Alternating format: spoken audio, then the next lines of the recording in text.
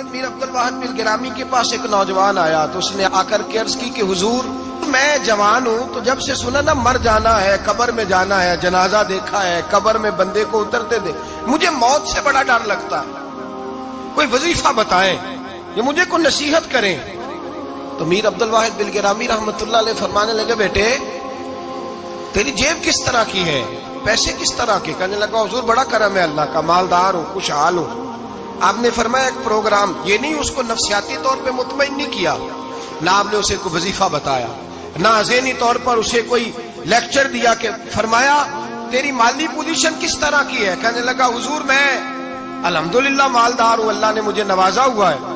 آپ فرمانے لگے اس طرح کر، روزانہ کی بنیاد پہ صدقہ دینا شروع کر، اور فرض نماز کے ساتھ ساتھ روزانہ کی بنیاد پر چند نفل پڑھنے شروع کر، صدقہ روز دے، 10 روپے دے لیکن دینے روزانہ ہے، 15 روپے دے لیکن دینے روزانہ ہے، روزانہ کی بنیاد پر صدقہ کر۔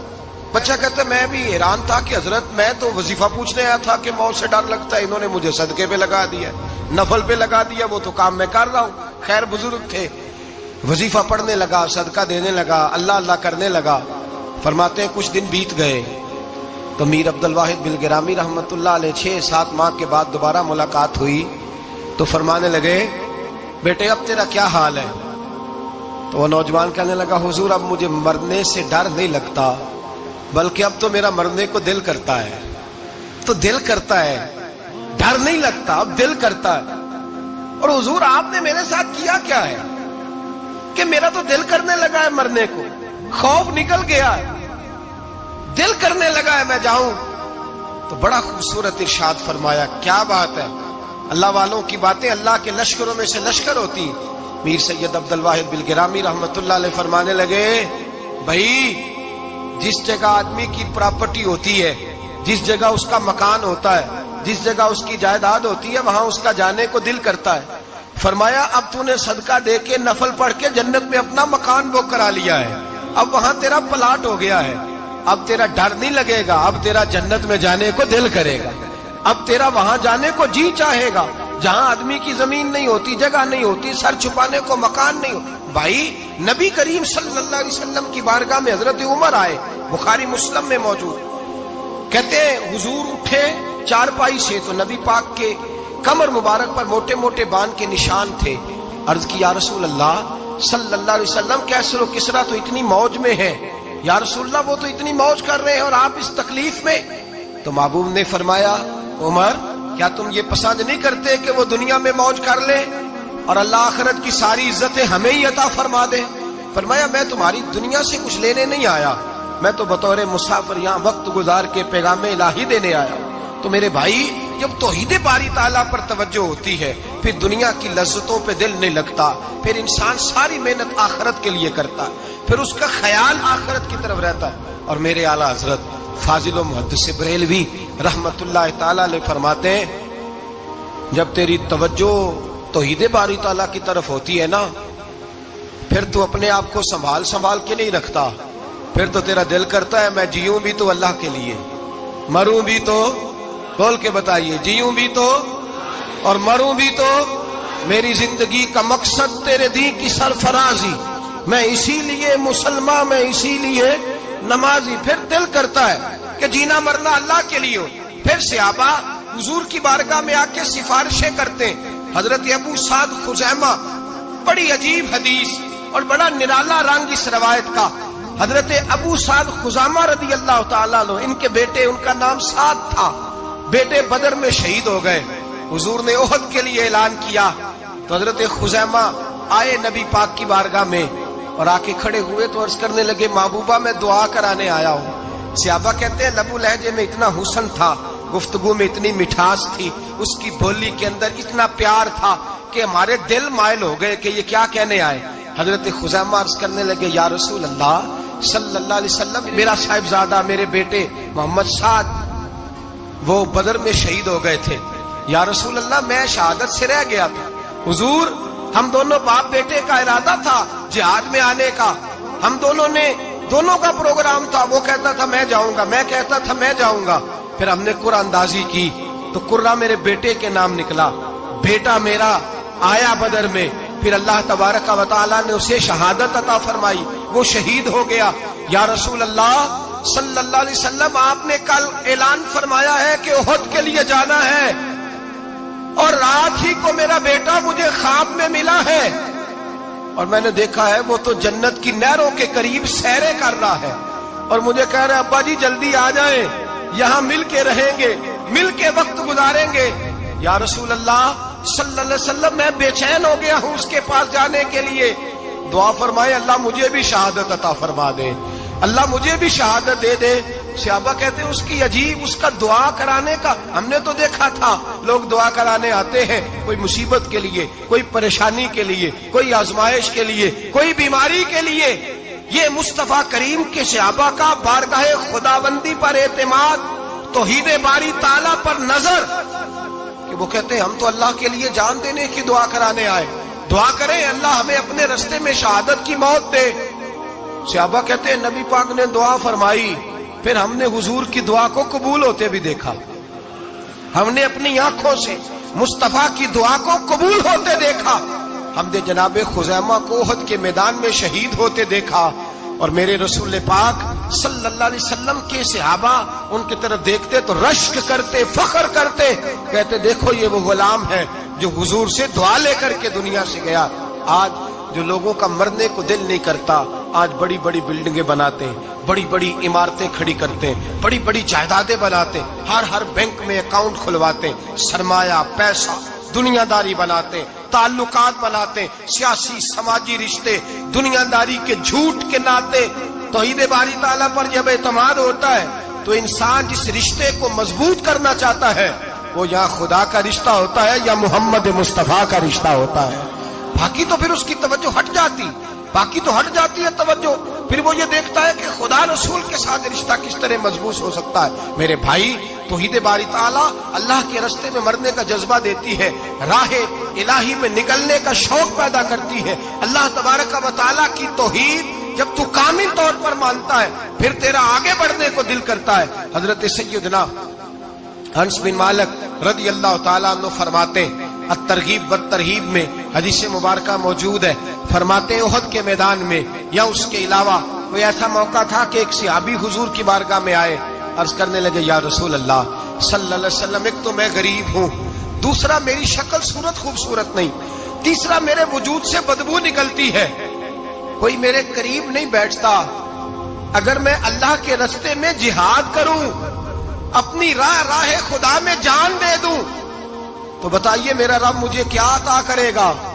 تو نبی پاک نے فرمایا اگر تو شہید ہو گیا تو سارے دروازے کھل جائیں گے جنت کے، سیدھا جنت میں جائے گا۔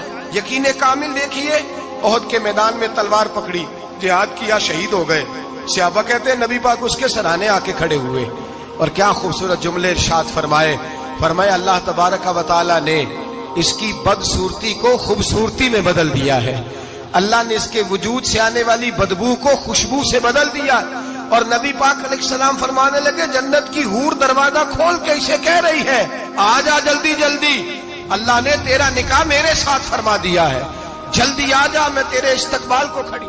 میرے عزیز، کچھ لوگ ایسے ہیں جن سے عذاب قبر ہوگا ہی نہیں۔ میرے رسول کریم صلی اللہ تعالی علیہ وسلم نے ارشاد فرمایا کہ جو اللہ کے رستے میں شہید ہو گیا، یہ سنن نسائی میں موجود ہے، اسے عذاب قبر نہیں ہوگا، بلکہ ایک حدیث میں تو فرمایا حساب کتاب ہی نہیں ہوگا، اللہ بغیر سوال جواب کے جنت عطا فرما دے۔ کچھ لوگوں کو لوگوں کی بخشش پہ بھی مسئلہ ہی بنتا ہے کہ کوئی بخشا نہ جائے۔ اور ایک صاحب کہہ رہے تھے جی یہ کیا معاملہ ہے کہ جمعے کو بندہ مر گیا یا فلانا ہو گیا تو اس سے حساب کتاب نہیں ہوگا، اتنے بڑے جرم لوگوں نے کی، اتنے پاپ، اور جمعے کو مر گیا تو بخشا جائے گا۔ تو میں نے کہا جرموں کا بھی اسے حساب اللہ لے لے گا، لیکن میاں حساب کتاب کی ڈیوٹی نہ اللہ کی ہے تو بہتر یہ ہے کہ اسی کے ہاتھ میں رہے، تو نہ اپنے ہاتھ میں لینے کی کوشش کر۔ سنن ترمذی کی حدیث، ہمیں پتہ نہیں کیا مصیبت ہے، ہمیں پتہ نہیں کیا مسئلہ ہے۔ ایک جنازے سے میں نکلا، آپ یقین کریں کبھی کبھی کلیجہ پھٹ جاتا ہے، میں ایک جنازے سے نکلا تو میرے ساتھ ایک بندہ جنازہ پڑھ کے نکلا تو کہنے لگا جی پیر صاحب دیکھیں آج کتنی دنیا آئی ہے، حالانکہ یہ بندہ اس طرح کا تھا، اس طرح کا تھا، اس طرح کا تھا۔ میں نے اسے کہا یار تجھے تو فکر ہی لگ گئی ہے کہیں جنت میں چلا ہی نہ جائے، تو اس طرح کرنا جنت کے دروازے کے سامنے کھڑے ہو جانا ڈنڈا لے کے کہ میں نے نہیں جانے دینا. شرم آنی چاہیے ہمیں. اللہ فرماتے ہیں جنت اتنی چوڑی ہے جتنے زمین و آسمان ہے، اس کی چوڑائی زمین اور آسمان کے برابر ہے. تو ہم تو اپنے علاوہ کسی کو جانے نہیں دینا چاہتے جنت میں. اور بس کریں، جنت خدا کا فضل ہے، اور اللہ فرماتے ہیں میرا فضل میں جسے چاہتا ہوں عطا کرتا ہوں. یہ سنن ترمذی کی حدیث، اور اس کے راوی حضرت عبداللہ ابن عمر رضی اللہ تعالیٰ عنہ. نبی پاک علیہ السلام نے فرمایا جو مسلمان جمعے کے دن یا جمعے کی رات کو فوت ہو اس کو اللہ تعالیٰ قبر کی آزمائش سے محفوظ رکھتا ہے. جو جمعے کی رات فوت ہو جائے یا جمعے والے، یعنی جمعے رات اور جمعے کی درمیانی رات چلا جائے یا جمعے والے، تو اللہ اسے عذاب قبر سے، تو میرے عزیز جو بندہ شہید ہو اس سے عذاب قبر نہیں ہوتا. جو آدمی جمعے کے دن یا جمعے کی رات چلا جائے اسے بھی عذاب قبر نہیں ہوتا. اور میرے رسول کریم صلی اللہ تعالی علیہ وسلم نے فرمایا جو بندہ ایک دن اور ایک رات، یہ حدیث صحیح مسلم میں، سنن ترمذی میں، مصنف عبد الرزاق میں موجود ہے، ایک دن اور ایک رات اللہ کی رضا کے لیے اسلامی سرحد پہ پہرا دے. میں اور آپ سوئے ہوئے ہیں، لیکن وہ لوگ جو فوجی بارڈروں پہ کھڑے ہیں، دیکھو مدینے والے محبوب کس کس پہ کرم فرماتے ہیں. ساری عمر نہیں، 24-25 سال کی سروس نہیں، فرمایا ایک دن اور ایک رات اللہ کی رضا کے لیے جو اسلامی سرحد پر پہرا دے، مسلمانوں کو کافروں سے بچائے، رب اسے عذاب قبر نہیں دے گا، اسے اللہ تعالیٰ اپنے فضل سے معاف فرما دے گا. ایک رات اور ایک، آپ کیا سمجھتے ہیں کہ ان فوجیوں کی کوئی چھوٹی شان ہے؟ ان کا کوئی چھوٹا مرتبہ ہے؟ ایک دن اور ایک رات اگر یہ پہرا دیں تو اللہ انہیں اتنا انعام عطا کرتا ہے.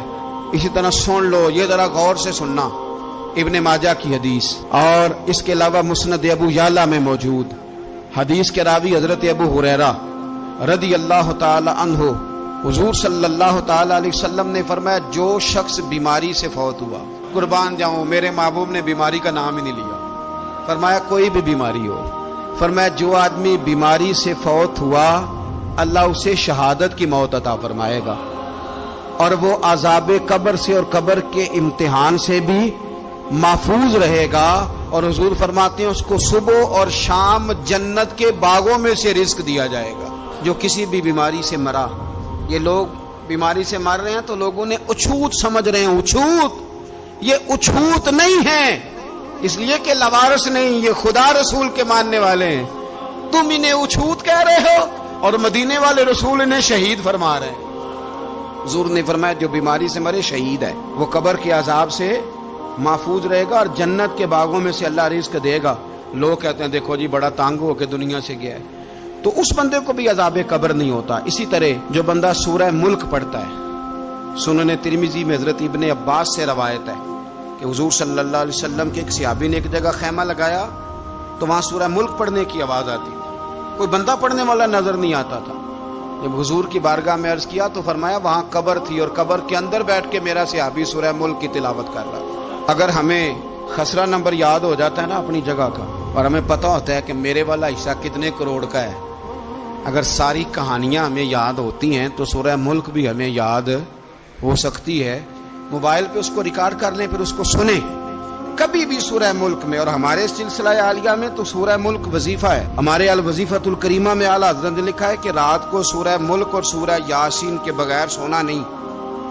سورہ ملک اتنی شاندار صورت ہے کہ نبی پاک صلی اللہ علیہ وسلم نے فرمایا یہ قیامت کے دن اللہ کی بارگاہ میں ناز سے جھگڑا کرے گی اور کہے گی اے اللہ یہاں تو میرے پڑھنے والے کو جنت عطا فرما یا مجھے قرآن پاک سے علیحدہ کر دے. تو رب کریم پھر اپنے فضل سے پڑھنے والے کو جنت عطا کرے گی. میری اپیل ہے ہر اس شخص سے جو کسی بھی مشکل کا شکار ہے، کسی بھی آزمائش کا شکار ہے، کسی بھی ذہنی پریشانی کا شکار ہے، وہ کسی بھی قسم کے دباؤ کا شکار ہے، کسی الجھن کا شکار ہے، کسی تکلیف میں ہے، کسی درد میں ہے، فقر میں ہے، آزمائش میں ہے، قرض میں ہے، بیماری میں ہے، پریشانی میں ہے، وہ اپنے رب کی بارگاہ میں استغفار پڑھے. استغفر اللہ ربی من کل ذنب واتوب الیہ کثرت کرے، نہیں تو استغفر اللہ استغفر اللہ استغفر اللہ کثرت سے پڑھے. کسی بھی صورت میں اپنے مالک کے حضور استغفار کرتا رہے، کرم ہوتا رہے گا، رحمت ہوتی رہے گی، بخشش ملتی رہے گی، اللہ درگزر فرمائے گی. حضرت امام حسن سے آ کے وظیفہ پوچھا اس شخص نے کہا حضور اولاد کوئی نہیں تو وظیفہ بتایا، تو آپ نے فرمایا استغفار پڑھا کر، کیا کر؟ اس نے کہا ٹھیک ہے۔ تو حضور پھر میں دوبارہ کعبہ ہوں، تو امام حسن کہنے لگے بے اولاد ہے نا تو، استغفار کا وظیفہ بتایا نا؟ کہا ہاں۔ فرمانے لگے اب اس وقت آنا جب اللہ تجھے 10 بیٹے عطا کرے گا۔ کتنے؟ 2 4 نہیں، 10 ہی کہہ دیے۔ تو حضرت امیر معاویہ رضی اللہ تعالیٰ دیکھا، کہنے لگے حسن اتنا بڑا دعویٰ؟ آپ فرمانے لگے میں نے کہہ دیا نا تو اللہ فضل کرے گا۔ ہاں ہاں اللہ خیر کرے گا، خیر ہو جائے گی۔ وہ شخص کئی سالوں کے بعد آیا، کئی سالوں کے بعد، تو حضرت امیر معاویہ کو بھی ساتھ لایا، کہنے لگا حضور اللہ کے فضل سے اللہ نے 10 بیٹے عطا فرمائے، پورے 10 ہی اللہ نے دیے۔ تو حضرت امیر معاویہ کہنے لگے جناب بات تو آپ کی سچی ہو گئی، پر مجھے بھی بتائیے وظیفہ کہاں سے لیا؟ فرمانے لگے قرآن پاک سے، سورہ نوح کی 10 11 12 آیت پڑھو۔ اللہ فرماتے ہیں تم استغفار پڑھو، میں تمہاری بیٹوں سے بھی مدد کروں گا، مالوں سے بھی مدد کروں گا۔ تو میں نے استغفار بتائی تھی اور قرآن میرے اللہ کا ہے، رب کا وعدہ جھوٹا ہو سکتا؟ فرمایا 10 بیٹے ملنے تھے، میں نے کہہ جو دیا تھا۔ وہ میرے بھائیوں یاد رکھیں، استغفار اللہ کی رحمت نازل کرتا ہے۔ ایک ہوتا ہے خوف، ایک ہوتی ہے خشیت۔ خوف والے لوگ توبہ کرتے ہیں، خشیت والے استغفار کرتے ہیں۔ ایک ہوتا ہے خوف، ایک ہوتی ہے خشیت والے استغفار کرتے ہیں۔ نبی کریم علیہ السلام نے فرمایا میں دن میں 100 مرتبہ استغفار کرتا ہوں، دن میں۔ توبہ والا کہتا ہے کہ میں بھول گیا تھا، مجھے معافی مل جائے، اور خشیت والا کہتا ہے میرا یار ناراض نہ ہو جائے، وہ استغفار ہی کرتا رہتا ہے، وہ معافی مانگ۔ حضرت رومی نے مثال دی ہے، فرماتے ایک عورت تھی تو بھیک مانگا کرتی تھی، ایک دن بادشاہ کے دروازے پہ بھیک مانگنے گئی تو بادشاہ کو پسند آ گئی، اس نے نکاح کر لیا۔ 20 کنیزائیں اس بی بی کے پاس تھی خدمت کرنے کے لیے، روٹی دینے کے لیے، کپڑا دینے کے لیے، لیکن وہ ہر وقت روتی رہتی تھی، ہر وقت روتی۔ ایک سمجھدار کنیز کہنے لگی کہ ملکہ اب تیرا درجہ بہت بڑا ہے، تو ہر وقت روتی رہتی ہے، معافی ہی مانگتی رہتی ہے ہر وقت، کون سی ایسی نعمت ہے جو تیرے پاس نہیں؟ تو وہ کہنے لگی اس لیے تو روتی ہوں۔ کیا مانا؟ کہنے لگی اس لیے روتی ہوں کہ میں اس قابل نہیں تھی جو مجھے مل گیا، کہیں میرے سر کا سائیں ناراض نہ ہو جائے، وہ کہیں بگڑ نہ جائے، مجھے پتا ہے کہ میں کیا تھی اور مجھے کہاں تک پہنچا دیا، میں روتی اس لیے ہوں کہ کبھی کہیں وہ ناراض۔ حضرت عمر اس لیے روتے تھے کہ کہیں مصطفیٰ ناراض نہ ہو جائے، حضرت ابو بکر اس لیے تڑپتے تھے کہ کہیں اللہ کا فضل روٹ نہ جائے۔ یہ جو مولا علی اپنے کمرے میں بیٹھ کے زور زور سے استغفار پڑھتے تو اس لیے نہیں کہ بڑے پاپ تھے جن کی معاذ اللہ معافی مانگتے تھے، اس لیے کہ رب رسول کہیں ناراض نہ ہو۔ خشیت تھی کہ جہاں ہم پہنچے ہوئے کہیں وہاں سے واپس۔ استغفار بندے کی اللہ سے صلح کرا دیتا ہے، بندے کی رب سے صلح ہو جاتی ہے جب استغفار۔ دیکھیں نا بڑی سادی سی بات ہے کہ 2 بھائی ناراض ہو تو بڑا کہتا ہے اس نے میری بے ادبی بڑی کی، تو چھوٹا اگر پاس آ جائے اور پیر پکڑ لے کہ چل یار معاف کر دے، تیرا بھائی نہیں۔ پتہ کیا ہوتا ہے؟ صرف معافی نہیں ملتی، ہاں صرف معافی نہیں، چھوٹے نے بے ادبی کر دی، بڑے کو تکلیف ہوئی، بات جب آگے بڑھی نا تو بڑے نے شکوہ کیا، جب لوگوں نے چھوٹے کو سمجھایا تو چھوٹا جب معافی مانگتا ہے، ادھر دیکھو میری طرف، جب چھوٹا معافی مانگتا ہے نا اٹھ کے جاتا ہے اور بڑے کے پیر پکڑتا ہے تو میرا معاف نہیں کرتا، بڑا رو بھی پڑتا ہے، بڑا رو بھی پڑتا ہے، اور وہ کہتا ہے کہ وہ میں اور تم اماں کے پاس اکٹھے بیٹھتے، ایک باپ کی موٹر سائیکل پہ اکٹھے بیٹھتے، تو تیرا اور میرا رشتہ یار تو نے یہ کیوں؟ وہ جو آنسو نکلتے ہیں نا وہ درد ہوتا ہے، وہ کیف ہوتا ہے، وہ سوز ہوتا ہے، وہ لذت ہوتی ہے، وہ پیار ہوتا ہے۔ رب کہتا ہے تو معافی مانگ، انہو کان غفارا، تو معافی مانگ، میں تجھے معاف بھی کروں گا، تیرے اوپر رحمت بھی فرماؤں گا، تیرے اوپر کرم نوازی بھی کروں گا، تجھے نواز دوں گا، تجھے عطا کروں گا۔ حضرت موسیٰ کلیم اللہ علیہ السلام کا زمانہ مبارکہ تھا، قحط پڑ گیا، بارش نہیں ہوتی۔ ہم لوگ نا اب تو خیر ہمارے پاکستان میں تو ٹیبل ٹاک ہوتی ہے، ٹاک شو ہوتے ہیں، ہمارے ہاں تو پتہ کیا جاتا ہے کہ بارش ہو کیوں نہیں رہی، اور اس پہ یہ ہوتا ہے کہ دھواں بڑا چڑھ گیا ہے، حالات بڑے خراب ہیں، فلاں ایسے ہو گیا قحط کا۔ ہم تو اسباب تلاش کرتے رہتے ہیں نا جی، فوق بہت زیادہ ہے، فلاں چیز ایسے ہے، فلاں چیز ایسے، ہم تو یہ تلاش کرتے رہتے ہیں۔ وہ لوگ یوں نہیں کرتے تھے، وہ سیدھے جا کے مصلوں پہ بیٹھتے تھے، اس لیے کہ وہ کہتے تھے جب رب چاہتا ہے تو پھر کوئی چیز کسی چیز کو روک سکتی، وہ سیدھے مصلے پہ بیٹھتے۔ اعلیٰ حضرت فاضل بریلوی رحمۃ اللہ علیہ کے پاس ایک مولانا محمد حسین آئے، وہ فلکیات کے بڑے ماہر تھے، تو اعلیٰ حضرت نے فرمایا ذرا ستاروں کا حساب لگا کے دکھاؤ بارش کب ہوگی؟ کہنے لگا پورا مہینہ تو نہیں ہوگی۔ تو اعلیٰ حضرت رحمۃ اللہ علیہ فرمانے لگے کہو کہ میرا علم کہتا ہے مہینہ نہیں ہوگی، اللہ چاہے تو ابھی ہو سکتی ہے۔ کہنے لگا جی وہ تو ٹھیک ہے پر میرا علم، وہ جیسے روز لوگوں نے پیر نیٹ ٹو شہنشاہ صاحب نہیں کھولے ہوتے کہ بارش کب آئے گی، اور اس کی طرف نہ دیکھ، مصلے پہ بیٹھ، مہربانی کر مصلے پہ بیٹھ، اللہ کی بارگاہ میں حاضر ہو، اس سے معافی مانگ، اسے منا تاکہ وہ رحمت کی بارش۔ کہنے لگا جی میرا علم کہتا ہے، تو اعلیٰ حضرت فرمانے لگے پھر وہی بات، تو کہہ اللہ چاہے تو بارش ابھی، لیکن یہ جو اڑ گئے ہیں نا بیچارے، یہ اڑ ہی گئے ہیں، یہ جہاں الجھ گئے ہیں وہاں یہ لوگ الجھ گئے، اللہ ہمیں الجھنے سے محفوظ فرمائے۔ تو اعلیٰ حضرت اٹھے تو فرمایا ٹائم کیا ہوا ہے گھڑی پہ؟ کہنے لگا جی 12۔ تو اعلیٰ حضرت نے گھڑی گھمائی، اب کیا بج گیا؟ کہنے لگا 4 بج گئے۔ فرمانے لگے بج گئے نا 4؟ کہنے لگا جی آپ نے گھڑی گھما جو دی ہے۔ فرمانے لگے اللہ بھی جب چاہے تو ستارے گھما دیتا ہے، اللہ بھی ستارے گھما دیتا ہے بارش۔ کہنے لگا جی وہ تو ٹھیک ہے پر مہینہ نہیں ہو سکتی، اڑا ہوا بندہ اس کا کوئی علاج ہے جو اڑ جو جائے، اس کے لیے قرآن کہتا ہے وَإِذَا خَاطَبَهُمُ الْجَاهِلُونَ قَالُوا سَلَامًا، اسے سلوٹ کرو دور سے، اسے کو تو جان اور تیرا۔ کہنے لگا جی ہو نہیں سکتی پورا مہینہ۔ فرمانے لگے یار تو جا اپنا کام کر۔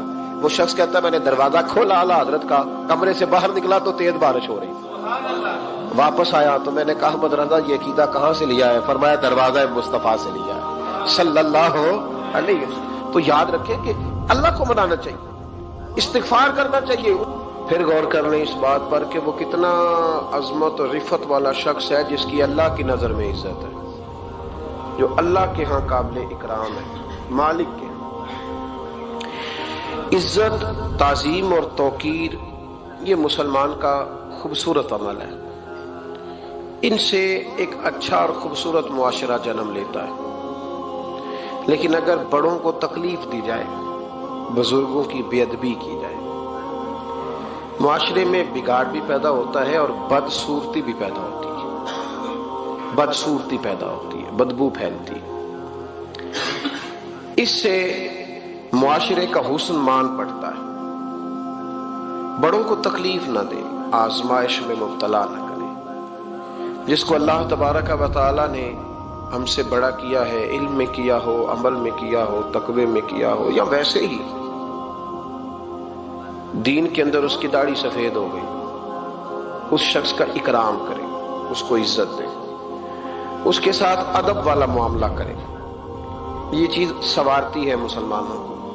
آج کل بے ادبی عام ہو گئی ہے، معاشرے میں زیادہ پاورفل وہ لوگ ہیں جن کی زبانیں زیادہ لمبی ہیں، جو عزتیں زیادہ اتارتے ہیں، لوگ ان سے زیادہ ڈرتے ہیں۔ اپنے آپ کو ان لوگوں نے بڑا پاورفل سمجھنا شروع کر لیا، بلکہ بدتمیزوں کی ایک اچھی ٹیم تیار کر لی جائے تو انسان بہت بڑا اونچا عہدہ بھی حاصل کر سکتا ہے، معاذ اللہ تعالی۔ یہ رواج اچھا نہیں، یہ انداز درست نہیں ہے، یہ طریقہ کار، یہ خوبصورت لوگوں کا طریقہ نہیں، یہ حسین معاشروں کا یہ انداز نہیں ہے۔ یعنی قومی سطح کے